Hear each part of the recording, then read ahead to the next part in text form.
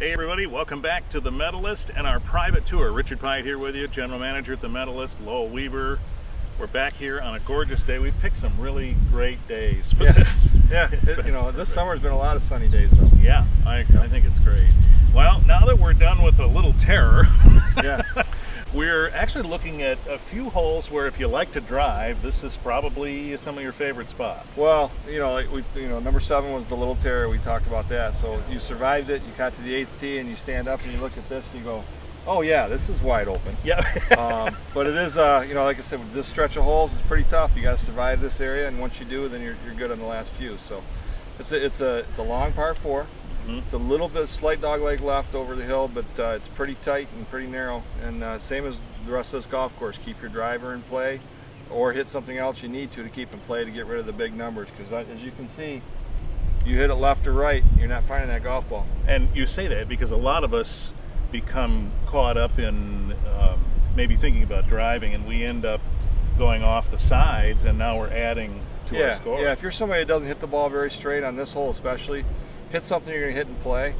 Maybe you can't get to the green in 2 in that case, but you can get there in 3 for sure, and at worst case you're a bogey. But if you hit your drive left or right here, you're looking at a 6, 7, or 8 at least. So sometimes you look at a hole and you say, you know what, this isn't going to be an easy par for me, but I'm not going to get a big number, and you hit a club out there that you can get and play. All right, and we're talking about from the furthest tee, 470 or something. Is that what I read? Yep.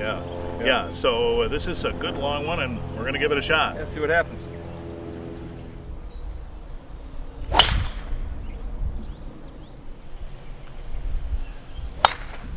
Oh, good shot. So I think that went about as well as we'd hoped. Yeah, we both hit the fairway, which was kind of nice. Yeah, right down the middle like we both were talking about needed to happen. Yep. So I feel pretty good right now. And here, this is where you landed, which leaves us with a pretty decent approach here. Yeah, and the reason why I wanted to show this one is this is my second shot. It's a downhill shot, and so it usually plays about a half a club shorter than what the yardage says. And so it's one of those things, uphill you play a little bit more club. This is one that it goes a little downhill. A roll. So you want to take about a half a club less. But also this green is probably one of the smallest greens on the course. Our greens are huge out here, but this one's one of the smaller ones. As you can see around the green, it all falls away. And so really on this hole, unless you can really dial it in and think you can hit it right at the flag and you know you can do it, hit it to the middle of the green. The longest putt you're going to have is 20 feet anyway. Because a lot of times if you go with that pin, like today's the pin I was on the back right, if I miss it right or long, I had no chance to get up and down. So just hit to the middle of the green, have a 20-footer for birdie or par or something like that, and just let it again. You're just trying to get rid of the big numbers, give yourself a chance for the other ones. So this one, I'm about 135 out. I'm going to hit a club that hits about 130 usually. That should hopefully end up on the putting surface. All right, let's do it. All right.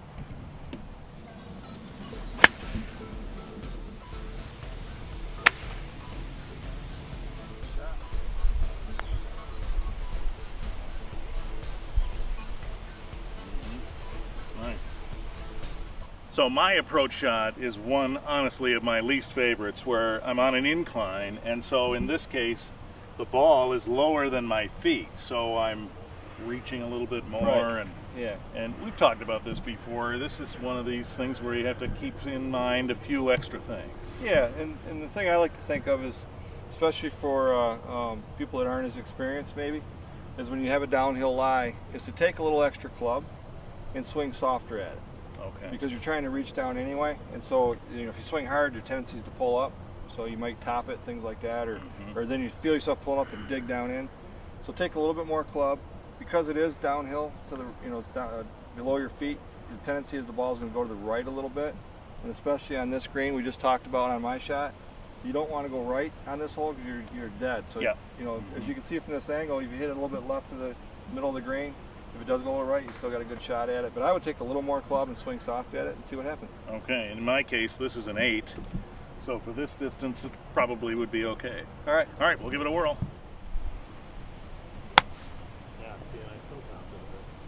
So my instinct here in my next shot was to walk over here with a wedge and a putter, assuming that I would need both or one.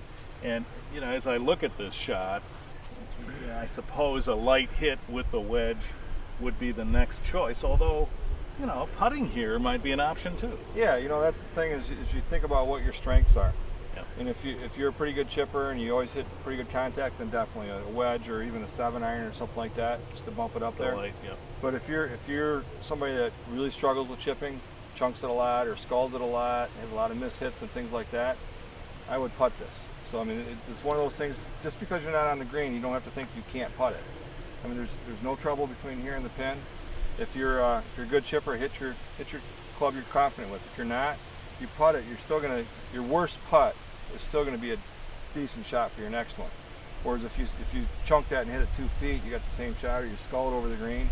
So it's really up to the individual and how they feel and what they think they can do. So.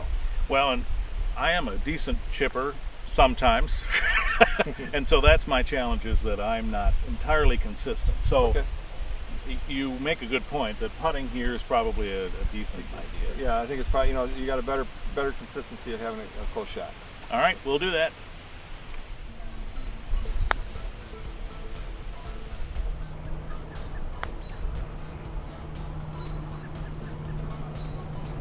Well, usually 7 is a lucky number. I don't know how lucky it is for me this time, but I'll take it. Yeah, you still got the same ball. That's right. I mean, we're doing pretty well on keeping the golf balls without losing any. But you know what? Yeah, you didn't. You struggled a little bit here around the green, but yeah. you didn't lose a shot. You had a couple good shots, and so we'll see what we do on the next hole from there. Right. I was lucky enough to hit the green and make a 2-putt. So perfect. There's number 8 at the Medalist on our private tour.